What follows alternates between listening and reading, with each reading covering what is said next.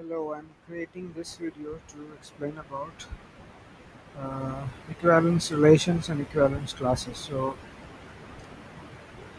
Uh, so equivalence relation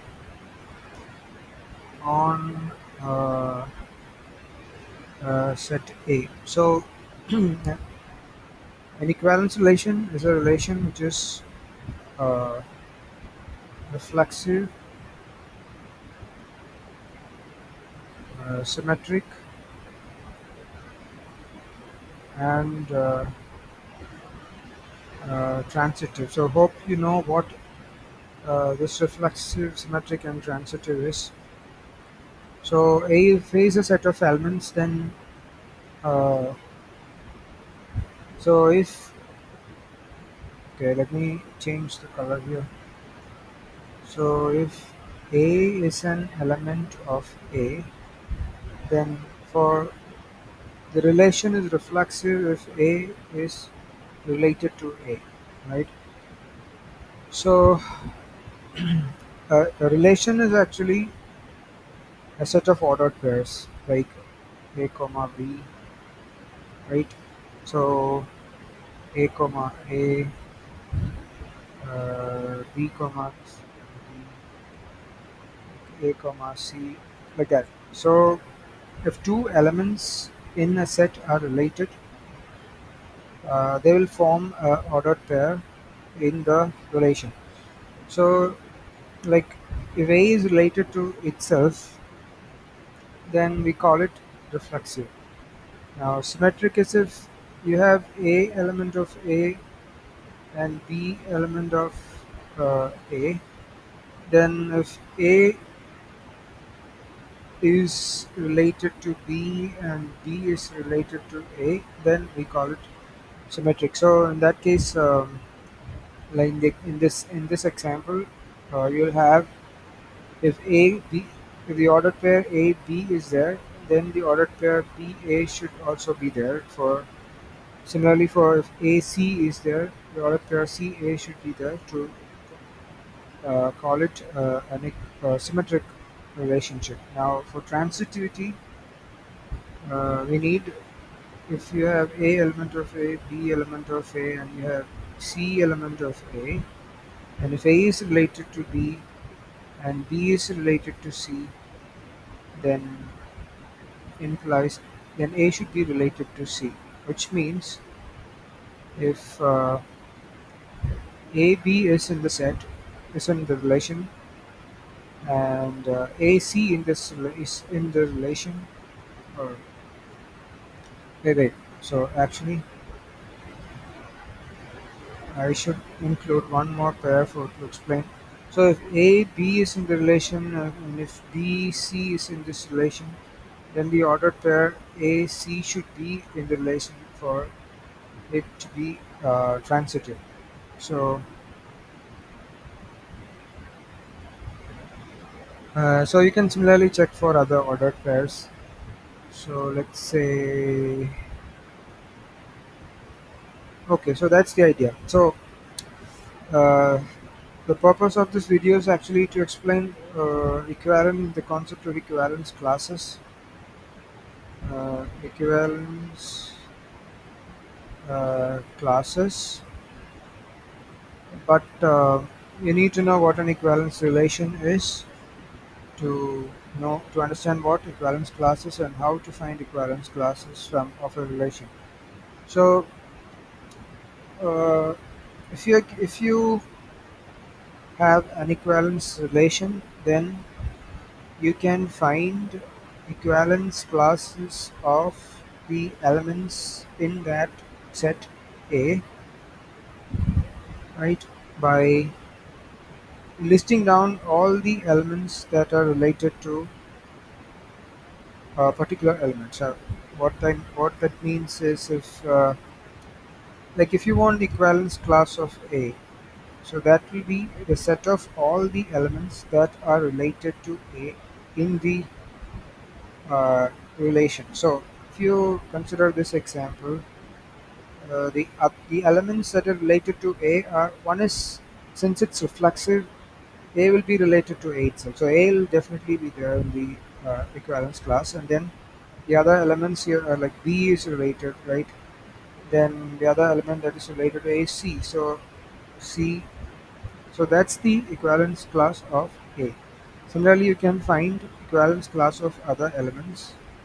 So like B is, so B will be related to B itself since it's reflexive, and then uh, B will be related to A because like it's symmetric, right? And then you have B is related to C, so it'll be so now you'll see that it's the same class, right? So that's how you find equal. So that's what equivalence class means, right? So equivalence class of an element will be the set of all the elements that are related to that element in the equivalence relation that you're considering. So to explain this more uh, clearly, we'll use an example. So let's say A is the set 1, 2, 3, 4, and 5, and let the relation be defined as A plus B.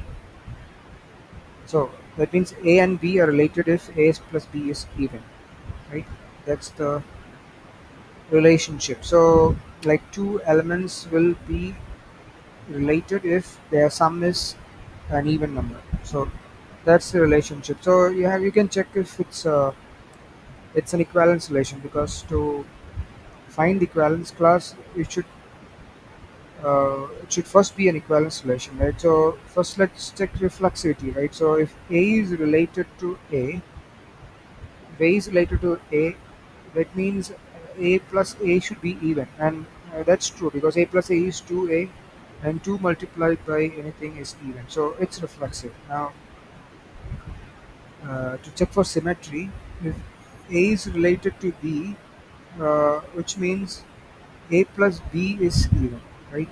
So A comma B will be in the relationship only if A plus B is even. So if A plus B is even, B plus A will also be even.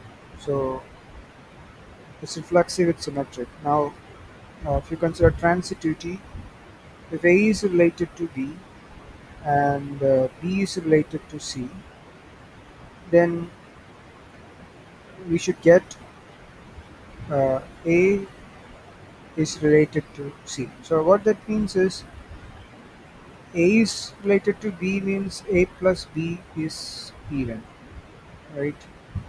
And B is related to C means B plus C is even. Now for A plus B to be even, A and B can both be odd, right? Either A and B is even, similarly either B and C is even, or both A and B can be odd, similarly B and C can be odd. So in that case, A plus C will be uh, even, right? Because if uh, A is even and C is even, then A plus C is even. Similarly, if A is odd and C is odd, then A plus C is again even, right?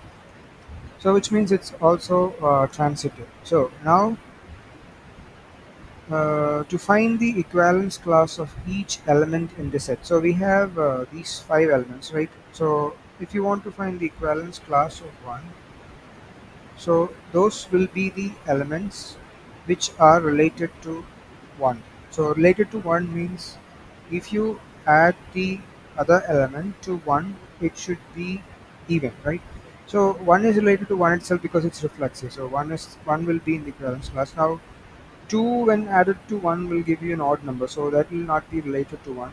But 3 will be related and 5 will be related because 1 is odd, so all the odd numbers will be in the set because the sum of two odd numbers will only be even, right? Now, if you write the equivalence class for, like, if you now take any of these three or five, the other two elements, you'll find that you will get the same equivalence class, right? So if you want to find the equivalence class of 3, 3 is related to 3 itself, 3 is related to 1, 3 is related to 5 because 3 plus 1 gives you 4, 3 plus 5 gives you 8. Similarly, if you take 5, you'll find that the equivalence class is again the same thing. So 5, 1, and 3. So all these are the same. So you can, to represent the equivalence class, you can just use either 1, 3, or 5 to represent one equivalence class, right? And then the other two, like if you take the equivalence class of 2, that will be 2 itself, and then you'll have 4, right? And similarly, if you take the equivalence class of 4, you'll have 4 and 2. So these two will be the same. So now, one any one of these or any one of these can be used to represent one equivalence class. So that's how you find equivalence classes of the different elements of the set A. And the other property is that the equivalence class will partition the set into disjoint uh, partitions. So what that means is this set A is now, if I represent that like this, it's partitioned into two disjoint equivalence classes. One is 1, 3, 5, and the other is 2, comma 4, right? So the partition of A will be like 1, 3, 5, and 2, 4. So that's what equivalence class is, and that's how you find equivalence class of a relation. In the next video, I'll show one more example on this concept.